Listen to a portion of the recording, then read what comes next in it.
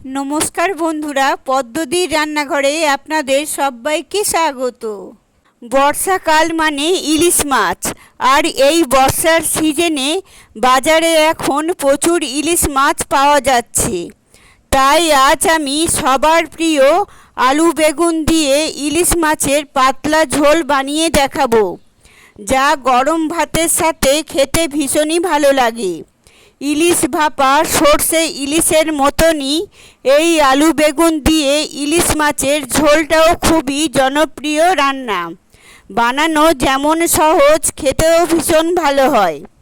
ইলিশের সিজনে এই রান্নাটা একবারও কোনো বাঙালি বাড়িতে হবে না, এটা কিন্তু হতেই পারে না।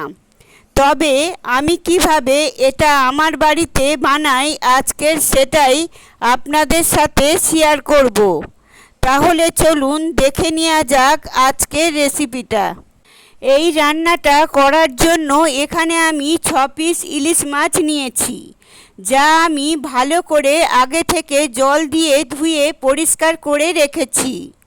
এবার এতে দিয়ে দিলাম অল্প নুন, সামান্য হলুদের গুঁড়ো আর অল্প সর্ষের তেল। এবার মাছের পিসগুলোকে নুন, হলুদ আর সর্ষের তেল দিয়ে ভালো করে মেখে নেব। মাছের পিসগুলো ভালো করে মেখে নেওয়া হয়ে গেছে। এবার 10 মিনিটের জন্য রেখে দিলাম। আর লাগবে আলু আর বেগুন। এখানে আমি মাঝারি সাইজের 2টো বেগুন নিয়েছি, যা আমি এরকম করে কেটে নিয়েছি। আর একটা বড় সাইজের আলুকে আমি এরকম করে কেটে নিয়েছি। এবার আমি একটা মশলা বানিয়ে নেব। এখানে আমি একটা ছোট বাটির মধ্যে দিয়ে দিচ্ছি 4 চামচের হাফ চামচ হলুদের গুঁড়ো, দিয়ে দিচ্ছি হাফ চামচ লঙ্কার গুঁড়ো, এরপর দিয়ে দিচ্ছি 1.5 চামচ জিরের গুঁড়ো, আর দিয়ে দিলাম হাফ চা চামচ কাশ্মীরি লাল লঙ্কার গুঁড়ো। এটা অপশনাল, আপনারা না দিতে চাইলে নাও দিতে পারেন। আর দিয়ে দিচ্ছি হাফ চামচ নুন। এবার হাফ কাপ জল দিয়ে আমি মশলাটাকে ভালো করে মিশিয়ে নেব।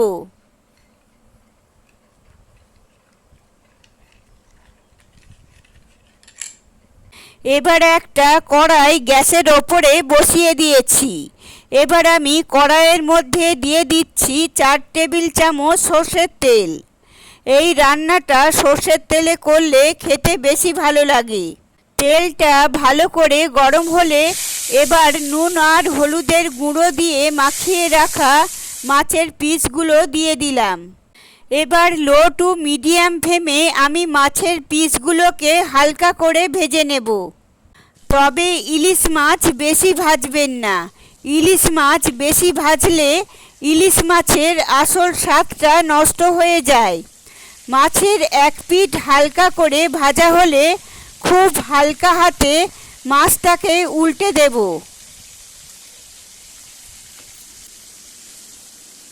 দেখুন মাছের দুদিক হালকা করে ভাজা হয়ে গেছে।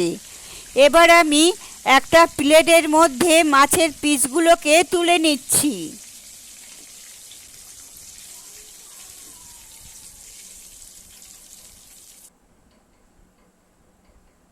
এবার মাছ ভাজার ওই তেলেতেই দিয়ে দেব কেটে রাখা বেগুনের টুকরোগুলো, আর দিয়ে দিচ্ছি সামান্য নুন।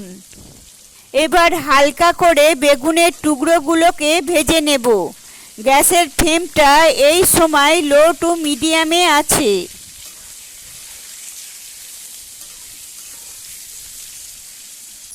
দেখুন বেগুনের টুকরোগুলো হালকা করে ভাজা হয়ে গেছে।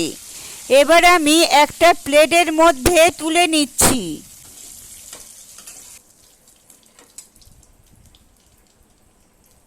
এখন বেগুন ভেজে নেবার ওই তেলেতেই দিয়ে দেব হাফ চা চামচ কালো জিরে, আর দিয়ে দেব 4টে চেরা কাঁচা লঙ্কা।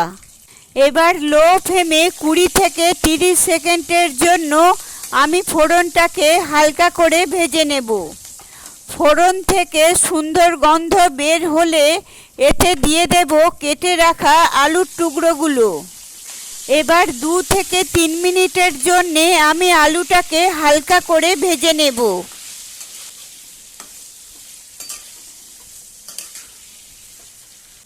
আলুটা হালকা ভাজা হয়ে গেলে এতে দিয়ে দেব তৈরি করে রাখা মশলাটা।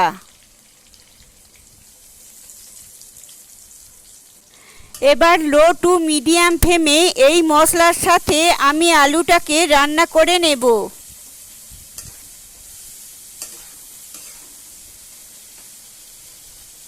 দেখুন কিছুক্ষণ রান্না করে নেওয়ার পর মশলাটা ভালো করে কষে গেছে আর তেলও ছেড়ে এসেছে। এখন এতে আমি 1 কাপ হালকা গরম জল দিয়ে দিলাম। হালকা করে মিশিয়ে নিয়ে ঢাকা চাপা দিয়ে মশলাটার সাথে আলুটাকে কিছুক্ষণের জন্য রান্না করে নেব, যাতে আলুটা ভালোভাবে সেদ্ধ হয়ে যায়। এইভাবে মশলার সাথে আলুটাকে রান্না করলে মশলার ফ্লেভারটা আলুর মধ্যে ভালোভাবে ঢুকে যায়, আর সেই ক্ষেত্রে আলুটা খেতে খুবই ভালো লাগে। বেশ কিছুক্ষণ পরে দেখুন মশলাটা ভালোভাবে কষে গেছে আর আলুটাও সেদ্ধ হয়ে গেছে।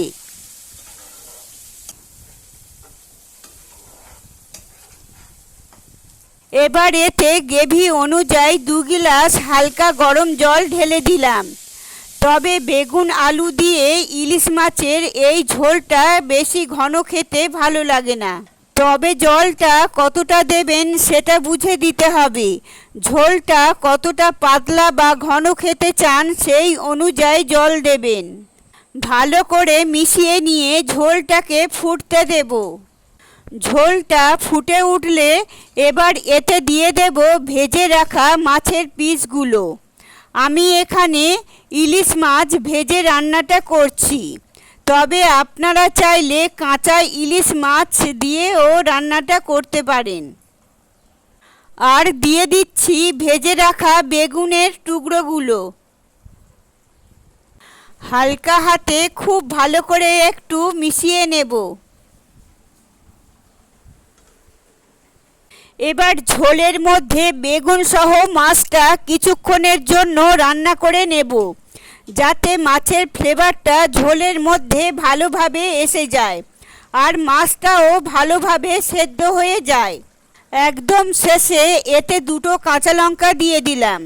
রান্নার শেষের দিকে কাঁচা লঙ্কা দিলে ফ্লেভারটা খুব ভালো আসে। এই সময় আপনারা নুন ঝালটা একবার চেক করে নেবেন। বেগুন আলু দিয়েই ইলিশ মাছের এই পাতলা ঝোলটা আমার একদম তৈরি হয়ে গেছে। এবার গ্যাসের ফ্লেমটা বন্ধ করে দিয়ে আমি পরিবেশন করে দেব। গরম ভাতের সাথে বেগুন দিয়ে এই ইলিশ মাছের ঝোলটা খেতে খুবই ভালো লাগে। আমার এই রেসিপিটা আপনাদের ভালো লাগলে অবশ্যই লাইক, শেয়ার আর কমেন্ট করে দেবেন। আর আমার চ্যানেলে নতুন বন্ধু হয়ে থাকলে চ্যানেলটি সাবস্ক্রাইব করে পাশে থাকবেন। আপনারা সবাই ভালো থাকবেন, সুস্থ থাকবেন। ধন্যবাদ।